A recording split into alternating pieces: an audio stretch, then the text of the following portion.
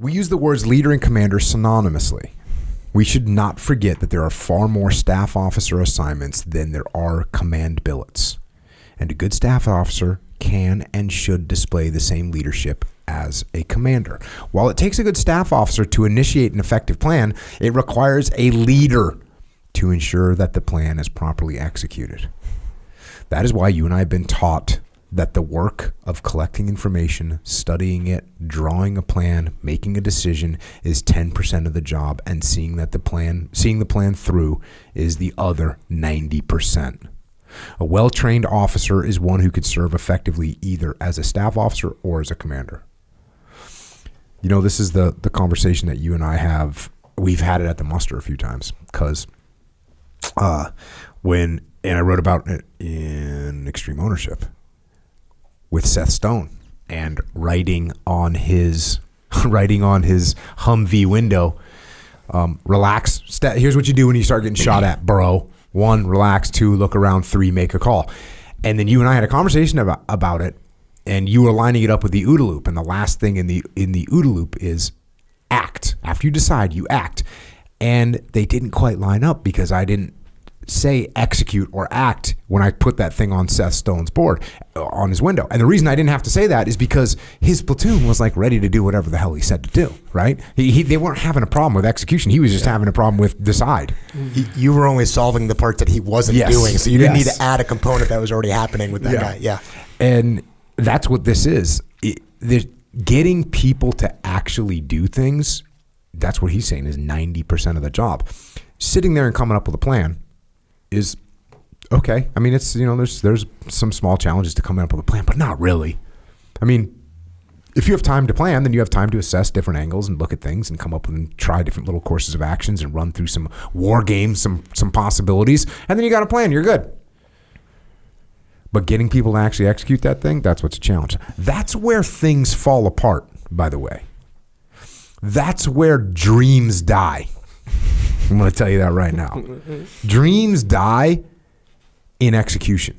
The dream comes out, man. The dream flourishes in someone's mind, right? People live out the entire fantasy, the entire dream. People live out, like Echo comes up with an idea for a movie, right? Sure. He lives out the whole fantasy, the Oscar awards, like the whole thing, the limos, like the red carpet. He's got that whole thing. Sure. But guess what? He fails on execution. Right. Like, it's like, oh, but now I got to work. Oh, yeah. Like, now I got to take and I got to do this thing. Yep.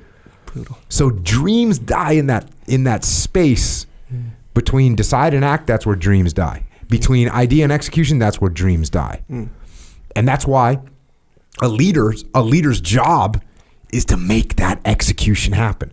And here's the thing. This is another thing. Seth Stone, we got interviewed about the Battle of Ramadi, and Seth told the interviewer that I had to beat my head against the wall for every operation that we were able to do, which was an exaggeration. But the fact of the matter is, and I would tell that story to the young officers, like, if you think you're going to do a mission without like making that mission happen, you're not going to be able to. It's very rare that you're going to be able to, that an operation, you come up with a plan and like, okay, I set it in motion and now it's just going to happen. No, you have to like fight every step of the way. And that's the way it is in business. That's the way it is in life. Yeah.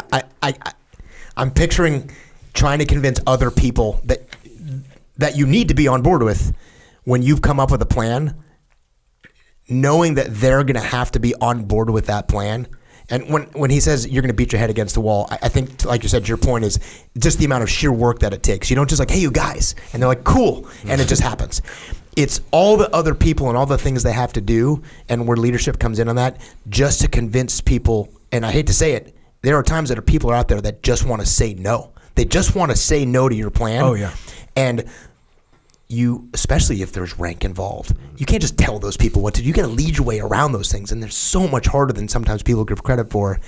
And how often I'll see people run into a barrier and then stop and give up then. And so I literally wrote down dreams die in execution. I mean, it's kind of funny when you say it, but that's the hardest part. I could sit at my desk, and I would do this all the time in Ramadi. I had these ideas like, hey, we're going to do this. We're going to go here. We're going to make all these things happen.